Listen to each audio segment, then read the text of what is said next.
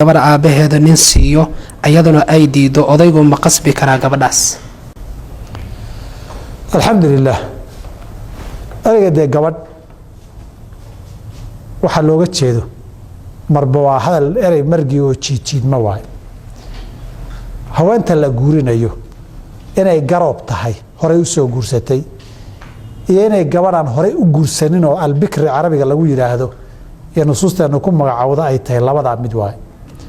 haddii ay tahay gabadh horey u soo guursatay oo guur u soo aragtay iyadoon erey cad oo ogolaansho ah laga helin meherku asixi maayo. walidaalika nabigeenu kala qaado wuxuu hi alayimu axaqu binafsiha min waliyiha.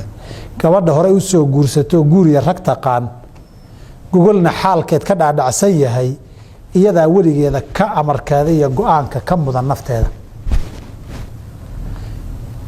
saa darteed lama guurin kara ilaa idankeeda la helo.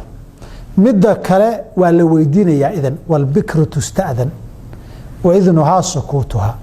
idan baa la weydiin. hadday aamusto xishoodkaa kaga badan xaaladanna hoos uma taqaane aamuskeedu waa raalli ahaansho iyo ogolaansho. mayada kama xishooto laakiin hayaday ka xishootaa. hadday aamusto marka waa haye bay ka dhigan tahay. waidnuhaa sukuutuha nabi sal slam.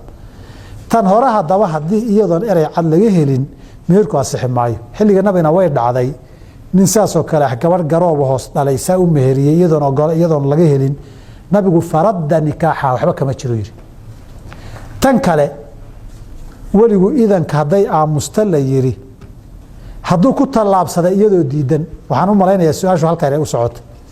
gabadh way hore aan u soo guursan mana rabay tiri duqiina waa meheriyey. dhacdadaa xilligii nabiga dhacday alayh sala dhacdadaasoo kaleeta xilligii nabiga dhacday sal slam sunanka ahaa baan u malaynaya xadiid ibni cabaas inuu ahaana waan filayaa. nabiga gabadh baa u timid waxay u tiri rasuulka ilaahay aabbahay baa i guuriyey wa ana kaarihatun anoo diidan buu aabbahay i guuriyey. fakhayarahaa rasuulu llaahi sala allahu alay wasalam. nabigu khiyaar buu siiyey. muxuu khiyaar u siiyey? inay sidaa ninkii iskaga aqbasho talada waalidkeed oo meherkii sidaa sax ku noqdo iyo inay diiddo oo meherkii ka kac noqdo. waana ka daliil ka mid adilada loo daliishado in cuquudda iyo nikaaxada qaarkood uu ku salaysnaanayo qof kaa raalli ma ka yahay mise kama aha oo inuu caqdigii asaxo ama asixi waayay dib u dhacayso. si kale haddaan u ihahda laba arrimood baa xadiidkan laga faa'idaystay. wuu asixi karaa nikaaxii iyo meherkii weligu uu sameeyey odaygu sameeyey. dhinaca kale gabadhuna waxay yeelanaysaa khiyaarulfaskhi in nikaaxii fasakhday khiyaaru yeelanaysa. gabadhii waxay tiri xadiidku suu tilmaamay aabbahay warkiisa xadiid kale inuu ahaa xadiid kale u ahaa oo sanadkiisa dacfi ku jira oo qisadan shabahda baa saasoo kale nabigu markuu khiyaarka siiyaa waxay leedahay aabbahay taladiisa waan qaadanaya laakiin waxaan rabay inaan tuso odayaashu inayna gabdhaha qasab ku lahayn. waxoogay dacfiga ku jira xadiidkaas intaan xasuusto. marka gabadhaa khiyaarka iska leh. hadday rabtana nikaaxa way fasakhi kartaa. hadday rabtana sida aabbaheed u gartay wixii khayr ku jiraba ilaahay baa oge.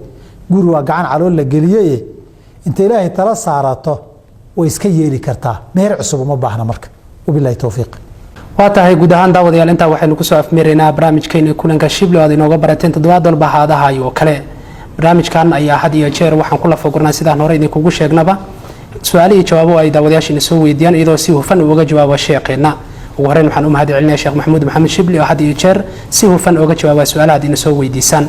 dhanka kale waxaan u mahadcelinayaa guud ahaan Somali Channel iyo tiimka magaalada Nairobi ugu horeeyo Engineer Cabdiraxiin Darbo had iyo jeer inaga xaqtira dhanka farsamada iyo kaamirada. waxaan ugu dambeyn u mahadcelinayaa dhammaan daawadayaasha TV-ga Somali Channel gaar ahaan kuwa sida tooska ugu saxan barnaamijkani waqtigoodana ku bixiya.